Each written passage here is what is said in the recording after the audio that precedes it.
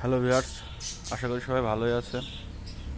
তো সকালে উঠেই আমার যে পোষা প্রাণীগুলো ছিল তার ভিতরে আমাদের সবচাইতে বেনিফিট আসতো যেগুলোয় তার ভিতরে একটা দুর্ঘটনা ঘটে গিয়েছে। আমি দীর্ঘদিন ধরে কয়েকটা হাঁস পুষতাম। তো সেই হাঁসের ভিতরে আপনার বর্তমান যে বাজারে যে ডিমের দাম, সেই তুলনায় আমার এই হাঁসগুলো দীর্ঘদিন ধরে একটানা ডিম দিয়ে যাচ্ছে। আজকে ভোরবেলা উঠে দেখি একটা হাঁসের গলা কেটে নিয়ে গেছে। তো আপনাদের দেখাবো সে হাঁসটি। এই যে দেখতে পাচ্ছেন, হাঁসটি ভোরবেলা উঠে দেখি খোপের ভিতরে আপনার হাঁসটি এভাবে পড়ে আছে। হাঁসটির গলা কেটে নিয়ে যায়।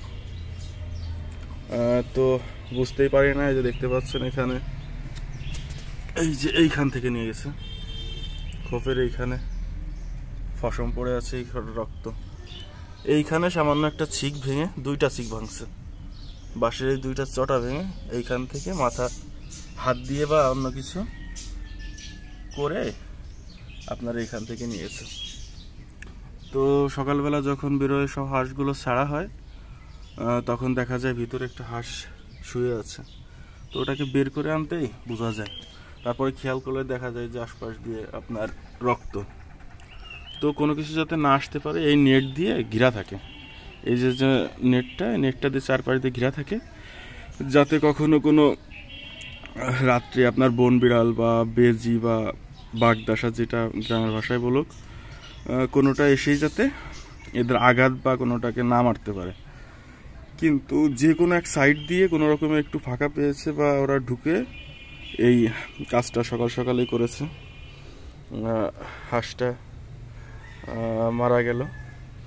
তো খুব পছন্দের এই হাঁসগুলো ছিল, যেহেতু দীর্ঘদিন ধরে আপনার ডিম দিচ্ছে। বর্তমান বাজারে তো ডিমের দাম জানেনি, ডর্জন যেখানে 150 টাকা করে, সেখানে নিয়মিত ডিম দেওয়া হাঁসগুলো একটু গুরুত্বটা বেশি থাকে। তো আপনাদের এর পাশাপাশি আমার আরেকটা পাখির আপডেটটা দেব। কারণ যে পাখিগুলো আমি আপনাদের দেখিয়েছিলাম, সেই পাখিগুলো আমি চেঞ্জ করে নিয়ে আসার কারণ, এই যে পাখিগুলো নিয়ে আসছিলাম আমি, সেই পাখিগুলো আবার চেঞ্জ করে নিয়ে আসি, কারণ সেই পাখিগুলোর বেশিরভাগই অসুস্থ ছিল। তার ভিতরে একটা আছে, আর উপরের এই যে এইগুলো দেখতে পাচ্ছেন, এই পাখিগুলো আমি চেঞ্জ করে নিয়ে আসি। আমি সেখানে যাই, ফেরত নিয়ে যাওয়ার পরে বললাম যে এইগুলো তো অনেক অসুস্থ, তাহলে আমি এইগুলোকে বাঁচাতে পারবো না।